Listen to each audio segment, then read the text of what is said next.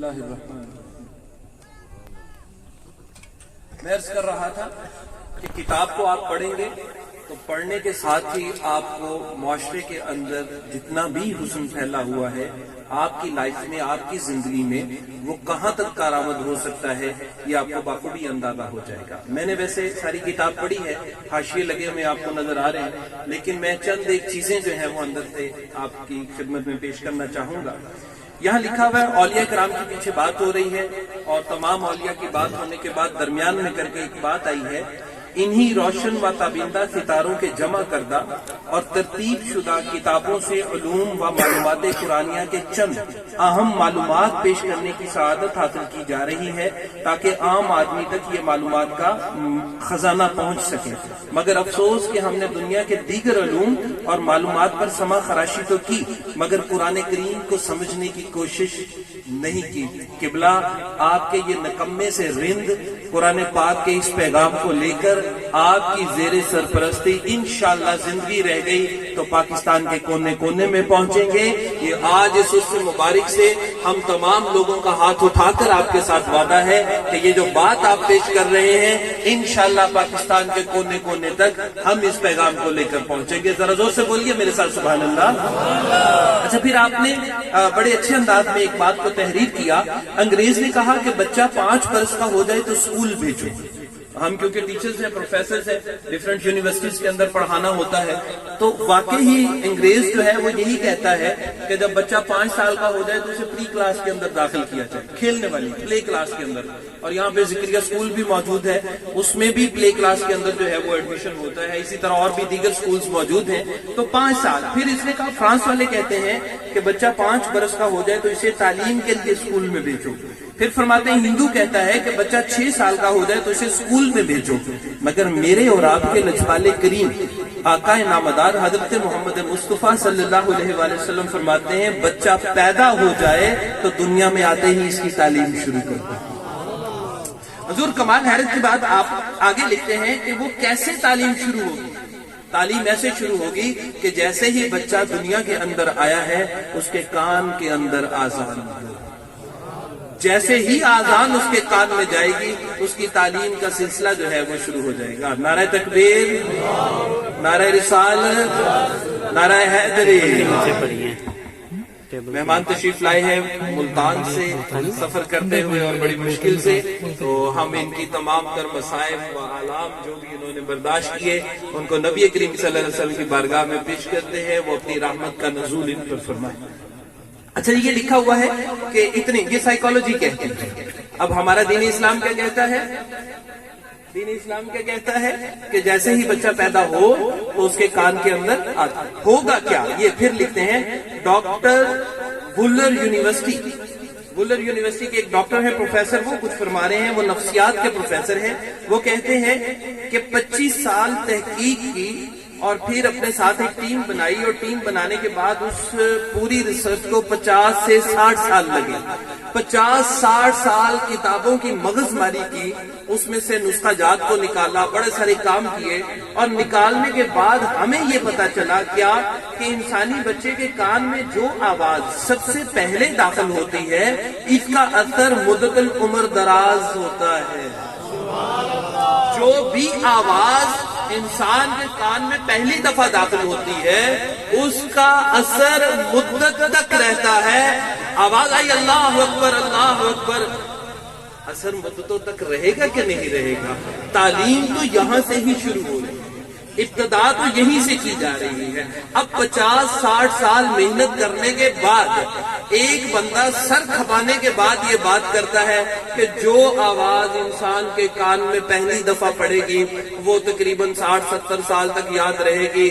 1500 साल पहले मेरे नबी ने फरमा दिया कि कान के अंदर आजान दो, बच्चे को पता चले तू पैदा भी मुसलमान हुआ है, मरना तेरे हाथ में रख दिया गया है। अब सोच ले कि मुसलमान जहां पैदा हुआ था वैसे ही मुसलमान होकर मरना है या किसी और मजहब में चलना है।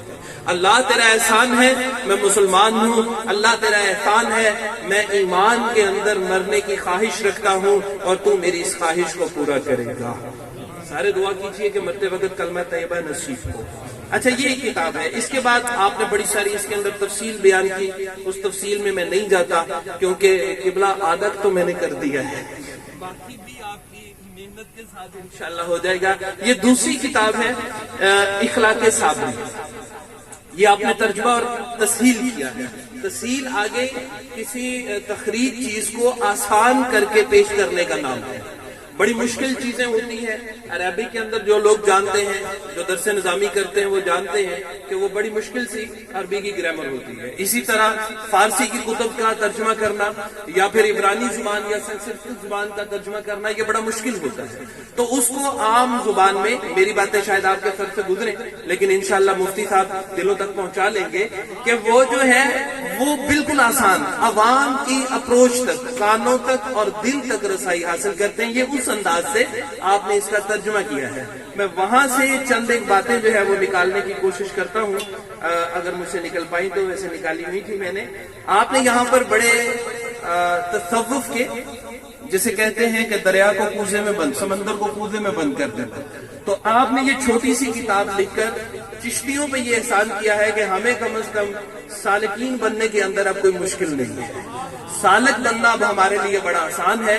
مختلف رسائل کو ایک ہی جگہ اکٹھا کر کے یہ چھوٹی سی کتاب، ویسے بھی چشتی جو ہے وہ آسانی دیتے ہیں، اتنے زیادہ رولے ڈالتے بھی نہیں ہیں، اللہ کا بڑا احسان ہے۔ مالک کریم نے غالباً 18 اپریل 2006 کو مجھے سلسلہ نقشبند کی خلافت عطا کی تھی، لیکن میں نے وہ چھپا کے رکھی ہوئی ہے۔ وہ بعد میں کی ڈر لگتا ہے اس سے، کیوں ڈر لگتا ہے؟ اتنے زیادہ چلے کرنے کس نے، اتنے زیادہ مراقبے اور اتنی زیادہ وہ دعوت، بڑا سا مشکل ہوا۔ پھر یہ قادریہ نشائیہ بھی ہے، اور پھر جب 6 مارچ 2021 کو حضور کے ہاتھ کے اوپر خلافت الحمدللہ ملی ہے، اس کے بعد 3 کام انہوں نے دیے ہیں، کوئی چلہ مجھ سے نہیں کروایا اور نہ ہی شاید وہ مجھ سے کروائیں، کمزور سا بندہ ہوں، لیکن جو کام مجھ سے وہ لے رہے ہیں بہرحال وہ بھی کسی طاقتور سے کم نہیں ہے، اس کے لیے آپ ان کے لیے سبحان اللہ کہیے گا۔ اچھا، تصوف اسلام سے جدا کوئی نیا دین نہیں ہے۔ ہمارے ہاں ایک غلط فہمی ہے نا کہ تصوف جو ہے وہ ایک نیا سا دین پیش کر دیا جاتا ہے، لیکن تصوف اسلام سے جدا کوئی نیا دین نہیں ہے، نہ نیا مذہب ہے۔ تصوف ایک نظام عمل ہے، لفظ پہ غور کیجیے، تصوف ایک نظام عمل ہے، the management system of your life, زندگی کو گزارنے کا جو سسٹم ہے نا جسے حسن معاشرت کے اندر لکھ دیا گیا ہے، اور حسن معاشرت کو نکھارنے کے لیے ایک کتاب اور ہے، اس کا نام نصاب شریعت ہے، کہ اگر آپ معاشرے کا حسن نکھارنا چاہتے ہیں تو پھر نصاب شریعت کو پڑھ لیجئے، دونوں چیزیں جو ہے وہ آٹومیٹکلی آپ کی ایڈجسٹ ہو جائیں گی۔ تصوف صرف اقوال کا مجموعہ نہیں، صرف کرامتیں بیان کرنا تصوف نہیں ہے۔ یہ اڑ گیا، وہ نیچے آ گیا، یہ اوپر چلا گیا، یہاں پہ بھی کوئی کرامت ہو رہی ہے؟ اچھا، گنا توڑنا بھی ایک کرامت ہے، بڑا مشکل ٹوٹتا ہے نا، اور وہ بھی اتنی ٹھنڈ میں۔ اچھا جی، یہ بھی کرامتیں جو ہیں، یہ صرف یہ بیان کرنا جو ہے یہ تصوف نہیں ہے، کرامت نکالنا تصوف۔ وہ زمین سے کرامت نکلی ہوئی ہے، اس وقت ایک کوٹھے کی شکل اختیار کر کے، اور اس کے اندر 8 فٹ کا وہ رنگ بھی ڈلا ہوا ہے، اور اس کے اندر پاک اللہ کے پاک کلام کے چند کاغذات بھی موجود ہیں۔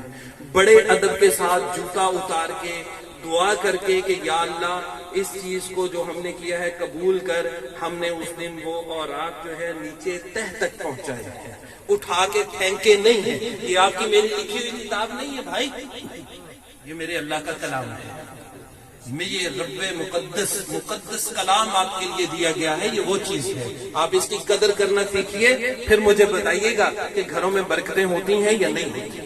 ہم ادب نہیں کرتے، ایک ادب آتا ہے، بس لپیٹو، ایسے کر کے اکٹھا کرو، ماتھے کو چومو اور ٹکا دو، یہ ادب آتا ہے ہمیں۔ اس کے بعد اگلے ادب بھی موجود ہیں، اس کو نکالو، پڑھو، پڑھنا سمجھ نہیں آ رہا تو اس طرح کے بزرگوں کی لکھی ہوئی جو آسان تشریحات ہیں ان کو ہی پڑھ لو، پڑھنے کے بعد کہیں نہ کہیں تو دل کرے گا نا کہ میں قرآن پاک کی اس عظیم کتاب کو کھول کر دیکھوں جو اس وقت پوری دنیا کی واحد کتاب ہے جو بار بار پڑھی جائے۔ اچھا جی، تیز پڑھوں گا اور پھر انشاءاللہ وائنڈ اپ ختم کر دوں گا۔ تصوف و معرفت سے لبریز اولیاء کاملین کا ہی کارنامہ ہے کہ جنہوں نے دنیا بھر کے بر اعظموں کی وسعتوں میں دین اسلام کا پیغام پہنچایا ہے۔ آپ کیا سمجھتے ہیں کہ انہوں نے زمینیں بنائی ہیں؟ آپ کیا سمجھتے ہیں کہ وہ جو اتنی ہجرت کر کے جا رہے تھے وہ کیا اپنی نسلیں سنوارنے کے لیے وہاں پہ خرید و فروخت کرنے جا رہے تھے؟ انہوں نے بر اعظم سے بر اعظم کا سفر کیا ہے۔ کراچی کتنے لوگوں نے دیکھا؟ ہاتھ کھڑا کیجیے، ٹی وی پہ نہیں، خود جا کر۔ اچھا یہ دیکھیں، مطلب 30% کے قریب کراچی جو اپنے ملک میں موجود ہے اس کو نہیں دیکھا۔ بر اعظم ایشیا کے اندر آپ ممالک گننا شروع کریں، لگ پتہ جائے گا آپ کو، اور پھر وہاں سے جا کے ایک جگہ سے دوسری جگہ سفر طے کرنا، اور سفر طے کرنا اتنا بھی نہیں کہ ان کے پاس کوئی راکٹ ہوتے تھے یا ان کے پاس کوئی ہوائی جہاز ہوتے تھے یا ہیلی کاپٹر ہوتے تھے، پیدل چلتے تھے۔ وہ ہمارے اسلاف پیدل چلتے تھے۔ یہ جن بابوں کی ہم بات کرتے ہیں یہ بابے پٹاخے والے نہیں ہیں قبلہ، یہ بابے پٹاخے والے نہیں ہیں، یہ جادوگر نہیں ہیں، یہ عامل نہیں ہیں، یہ آپ کے سامنے پانی سے آگ نہیں نکالتے بھائی، یہ دلوں کی آگ کو نکالتے ہیں اور اس کے اندر قرآن کی ٹھنڈک ڈالتے ہیں۔ یہ وہ والے بابے ہیں جن کی ہم بات کر رہے ہیں۔ آپ غلط فہمی کا شکار ہیں کہ ہم ان بابوں کی بات کر رہے ہیں جو تسبیح توڑ کر بتاتے ہیں کہ دیکھو سانپ نکل آیا۔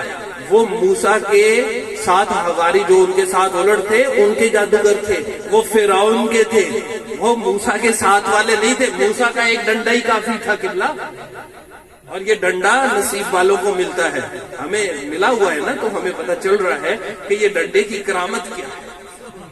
ٹھیک ہے جی قبلہ۔ اچھا آگے لکھا ہوا ہے اسلام کی تبلیغ کے لیے انہوں نے بہت ساری بہر و بر برداشت کیے، اور پھر نئی داستان رقم کی۔ قبلہ ایک نئی داستان اب ہم بھی رقم کرنے جا رہے ہیں، آپ کی عنایت سے، آپ کی محبت سے، آپ کی نظر سے۔ ہم نے تاریخیں پڑھی، ان بچوں نے پڑھی، یہ سارے تقریباً ماسٹر لیول کے طالب علم ہیں، کچھ جو ہے وہ ایم فل کر رہے ہیں، اور ہم نے ایک پڑھا کتاب میں، اس دن ہم اپنی جگہ پر بیٹھے ہوئے تھے تو اس کے اندر ہم نے پڑھا کہ خواجہ معین الدین چشتی اجمیر رحمۃ اللہ علیہ، آپ جب اپنے مقام ڈیوٹی پہ پہنچے نا، جس جگہ پر آپ کی ڈیوٹی لگی، تو آپ کے ساتھ 40 رفقات تھے۔ یہ قبلہ نے اپنی کتاب میں بھی لکھا ہے، کرامات اولیاء کے اندر ہی آپ نے درج کیا ہے اس بات کو۔ 40 آپ کے ساتھ رفقات تھے۔ میں بڑا سوچتا رہا کہ یار یہ 40 کی ڈجٹ آخر کیوں آئی؟ پھر پتہ چلا ساری نمازوں کی تعداد میں الحمد کی تعداد گنی نا تو وہ 40 نکل گئی، اور پھر جب اس میں سنت اور نوافل کو ڈالا گیا تو وہ 70 نکل رہی تھی۔ بعد میں پتہ چلا وہ 70 لوگ پہلے کیوں گئے تھے، جو تاریخ میں ایک جگہ اور بھی ذکر آتا ہے۔ تو خیر اس کی نسبت بھی انشاءاللہ پیش کریں گے۔ ہم خواجہ معین الدین چشتی کے غلام، آپ کے نوکر، پورے سلسلے کے نوکر، دعویٰ نہیں کرتے کہ ہم 40 ہیں، پر آدھے ضرور ہیں، ہم 20 ضرور ہیں، اور 20 کو چنے چبوا کے چھوڑیں گے۔ یہ جو 20 ہے قبلہ، یہ کامران سعید، یہ رانا احمد شہزاد، اسد سرور، عرفان علی، حیدر علی، طلحہ انیس، احسن جاوید، علی ارمان، ناجد علی، عاطف چودھری، عثمان جاوید، تقی رضا، حسنین رضا، شہزاد احمد، محمد انوار، تنویر محی الدین، قاری بشیر احمد، اشتیاق احمد، سیف الرحمان اور قاری اویس، یہ سب حضور آپ کے غلام ہیں، اور یہ 20 غلام آپ کے ہیں، اور یہ 20 غلام اسی بادشاہ معین الدین بادشاہ کی سنت پر عمل کرتے ہوئے در بدر پھر رہے ہیں، قرآن کے کتابچے ہاتھ میں لیے ہوئے، اور چھوٹے چھوٹے بچوں تک قرآن پاک کی تعلیم کو پہنچانے کے لیے۔ آپ تو بہت بڑا کام کر رہے ہیں، آپ تو مدارس کے اندر بیٹھ کر ان کے سینوں میں قرآن دے رہے ہیں، ہم ان کے گھروں میں پہنچ کر ان کو ہاتھ میں کتابیں دے رہے ہیں۔ حضور یہ آپ سے ہی ہم نے سیکھا ہے، اور یہی کام ہمارے بزرگ کرتے آئے ہیں۔ انہوں نے بھی دین کوئی نیا ایجاد نہیں کیا تھا، لیکن جس چیز کی جس وقت میں ضرورت ہوتی تھی ہمارے بزرگان دین اسی چیز کو تسلیم کرتے تھے۔ جیسے آج آپ نے نوجوان نسل کی اس کمزوری کو بھانپتے ہوئے ہمیں یہ دعوت سخن دی کہ ہم بھی قرآن پر کام کر سکیں۔ میں نے ایک ریسرچ کی قبلہ کہ ہمارے پاکستان کی کل آبادی تقریباً 24 کروڑ ہے۔ 24 کروڑ آبادی کا آپ کو بھی حیرت ہوگی، تقریباً 9 سے 10 کروڑ کی عمر میں 16 سال کے قریب بچوں کی تعداد آتی ہے۔ پورے پاکستان میں 9 سے 10 کروڑ بچے جو ہے وہ 16 سال کی عمر تک ہے، مین سے میٹرک کے طالب علم یا میٹرک سے تھوڑا سا کم۔ اور پنجاب کی جو کل، یہ آپ سرچ کر سکتے ہیں، انٹرنیٹ کا زمانہ ہے، کلک کریں گے فوری طور پہ سامنے آ جائے گا۔ پنجاب کی جو آبادی نکلی ہے کم و بیش 3 کروڑ نکلی ہے۔ صوبہ پنجاب کی 36 ڈسٹرکٹ یا 37 ڈسٹرکٹ کی، یہ تقریباً 3 کروڑ ہے، اور اس میں 1.5 کروڑ بچہ ہے۔ 1.5 کروڑ بچے میں سے ہو سکتا ہے کوئی اسکول میں داخلہ نہ لے، ہو سکتا ہے کوئی کام کر رہا ہو، تو ہم نے ایک ایکسپیکٹڈ ریشو کے تحت جب اس کو نکالا تو پتہ ہے پیچھے تعداد بچوں کی کتنی نکلی؟ 90 لاکھ۔ سبحان اللہ۔ 90 لاکھ کرامات اولیاء کے صفحہ نمبر 9 یا 10 کے قریب جا کر جہاں واقعہ آتا ہے پیر معین الدین چشت کا، انہوں نے بھی 90 لاکھ کو ہی مسلمان کیا تھا۔ ٹارگٹ ٹھان لیا ہے یہ کہ 90 لاکھ بچے کو لازمی قرآن کتاب کا جو ہے کتابچہ گھر میں پہنچانا۔ یہ قبلہ آپ کی، آپ نے 6 مارچ 2021 کو اس نکمے کی دستار بندی کی، اور اس کے بعد سے اب تک کا مکمل جو میرا کام ہے حضور یہ 20 لوگوں کی شکل کے اندر موجود ہے۔ ان کو سلسلہ عالیہ کے ہر اس بزرگ کا پتہ ہے، اور ہر اس بزرگ کو یہ جانتے ہیں، شاید کچھ تو دیکھ بھی چکے ہوں کہ انہوں نے کس انداز سے کیا کام کیا۔ اور الحمدللہ ایک قرآن محل شریف جہاں پر آپ بیٹھے ہیں یہاں موجود ہے، ایک اکاڑا کے اندر زیر تعمیر ہے، اور ایک ساہیوال میں کل آپ سے دعا کروانی ہے انشاءاللہ دعوت اللہ شانہ، وہاں پر بھی قرآن محل شریف کا آغاز ہو جائے گا۔ اور قبلہ اگلی بات یہ کہ یہ جتنے بھی پروجیکٹس ہیں ان کے اندر ابھی تک جو ہمیں مالی امداد ہوئی ہے وہ 77,000 روپے ہے، 77,000 روپے ہیں، وہ ہمارے پاس باہر سے دوستوں نے تعاون کیا ہے، اور باقی سارے آپ کے رندوں نے تعاون کیا ہے، اور یہ رند ہی ہیں جو آپ کے حکم کے تحت آج بھی انشاءاللہ جان قربان کر دینے کے لیے دریغ نہیں کریں گے۔ سارے بچے میرے ساتھ ہیں جی؟ زور سے بولیے گا نا سبحان اللہ۔ اچھا، یہ ساری باتیں کرنے کے بعد آخری بات، اور اس کے بعد میں مائک جو ہے وہ قبلہ صاحب کو دے دوں گا، مفتی صاحب کو، تاکہ وہ ہمارے دلوں کو منور فرما سکے۔ یہ لکھا ہوا ہے جی، خادگان چشت اہل بہشت بالخصوص سلسلہ صابریہ کے طالبان راہ حق اور ارباب علم و دانش کے لیے یہ کتاب، یہ والی جو میرے ہاتھ میں پکڑی ہوئی ہے، ایک نصاب کی حیثیت ہے۔ تو انشاءاللہ اسی کتاب میں سے میں نے کچھ ہیروں کو چن کر، آپ کے کچھ نوادرات چوری کر کے میں نے اس کتاب میں سے صاحب جذب میں لکھ دیے ہیں، اور کچھ اپنی باتیں بھی میں نے آپ کے لیے درج کر دی ہیں، اور وہ ساری کی سارے الحمدللہ ریکارڈ میں ہیں۔ اور اب ایک گزارش، یہ جو باقی ماندہ، ویسے حضور 20 کے قریب فیمیل کی ٹیم بھی موجود ہے، بنتے ہم بھی 40 ہیں، لیکن اس کا نام لینا یہاں مناسب نہیں ہے۔ معاشرے کے تقاضے کے تحت سنت چشت پوری ہوتی جا رہی ہے، اور انشاءاللہ یہ ہوتی رہے گی۔ آخری گزارش میری آپ سے یہ ہے، نکمہ ترین اسٹوڈنٹ، نکمہ ترین مرید سمجھتے ہوئے آپ میری اس گزارش کو قبول کیجئے گا کہ یہ جو 20 کے قریب رند ہیں، حضور آپ کے قلم سے ہم ان رندوں کے بارے میں ایک کتاب چاہتے ہیں، اور یہ کتاب ایسی چاہتے ہیں جو تاریخ یاد کرے کہ سلسلہ عالیہ صابریہ کا ایک بابا ڈانگ لے کر جب جوانوں کے دوالے ہوتا ہے تو پھر اس میں سے ایسے ہی شاہکار نکلتے ہیں جو قرآن کے لیے بھی اپنی جان وقف کرتے ہیں، قرآن کو بنانے کے لیے یعنی محل شریف کو بنانے کے لیے بھی اپنی جان وقف کرتے ہیں، اور جہاں جہاں آپ بزرگ ہمیں حکم کرتے ہیں وہاں وہاں آنے پر بھی دریغ نہیں کرتے۔ آپ نے مجھے حکم دیا تھا بہت بڑا پنڈال سجاتے ہو تم، اور بہت زیادہ خرچہ کرتے ہو، آپ کی محبت ہے، آپ مجھے ہر جگہ گائیڈ کرتے ہیں، آپ ہر جگہ مجھے ٹوکتے ہیں، میری ہر چیز کا خیال کرتے ہیں، لیکن قبلہ یہ جس کے لیے کرتے ہیں وہاں تک پہنچانا آپ نے، یہ جس کے لیے سجاتے ہیں اس کی راہ تک لے جانا حضور آپ کا ہے۔ مجھے آج تک اللہ کی قسم یہاں سٹیج پر کھڑا ہو کر بات کر رہا ہوں، مجھے آج تک غرض نہیں رہی کہ بندے کتنے آئیں گے، مجھے یہ آئے گی بندہ کتنا آئے گا، بندہ کتنا آئے گا حضور۔ بندوں کی مجھے آج تک ٹینشن نہیں آئی، وہ بندہ جو بندے کا پتر ہے، جو سیکھنے آتا ہے، جو سمجھنے آتا ہے، جس کے دل میں واقعی لگن ہے، آج تک میرے دل کے اندر یہی رہی حضور یہ آ گئے ہیں، یہ آپ کے حوالے کرنے جا رہا ہوں، اور میں نے جو گزارش پیش کرنی تھی وہ میں نے آپ کے لیے کر دی۔ اب آپ جانے، آپ کا قلم جانے، مجھے آپ کی عمر ضعیفی کا اندازہ ہے، آپ مسلسل کام کر کر کے بہت زیادہ تھک چکے ہیں، آنکھوں کی بینائی بھی اچھی خاصی افیکٹ ہو چکی ہے، پھر بھی آپ کی محبت کو سلام، کیونکہ جو قلم آپ کا چلے گا وہ میرا نہیں چل سکتا، جو بات آپ تحریر فرما دیں گے وہ مصدقہ ہوگی، میری بات کو دنیا 50 سال تحقیق کرتی رہے گی، آپ کی بات کو دنیا یک وقت اسی وقت تسلیم کر لے گی، اور ہمیں فخر ہے کہ ہمارے پاس علم کا خزانہ موجود ہے۔ اللہ تعالیٰ آپ کی عمر دراز کرے۔ تمام لوگ جو ہے وہ قبلہ صابری صاحب کی عمر درازی کے لیے دعا فرمائیے۔ لازمی طور پر آپ کہیے آمین۔ اللہ آمین۔ عمر دراز فرمائے، بولیے آمین۔ آمین۔ اللہ ان کے علم میں اضافہ فرمائے، بولیے آمین۔ آمین۔ اور اب قبلہ صاحب کو، مفتی صاحب کو دعوت۔ اچھا جی، وہ حضرت صاحب کی اجازت ہے۔ حضور بڑی دور سے مہمان ناز خان تشریف لائے ہیں، اگر آپ کی اجازت ہو تو 10 منٹ کے قریب عنایت کر دیں۔ جی آپ کی اجازت سے تو مائک جو ہے وہ میں تنویر محی الدین چشتی صابری آپ کے سپرد کرتا ہوں، اور قبلہ تمام رد صابری لکھیں نہ لکھیں صابری ہی رہیں گے۔ والسلام۔ نعرہ تکبیر، اللہ اکبر، نعرہ رسالت، یا رسول اللہ، نعرہ حیدری، یا علی، اللہ محمد چار یار حاجی خواجہ قطب فقیر حق فرید یا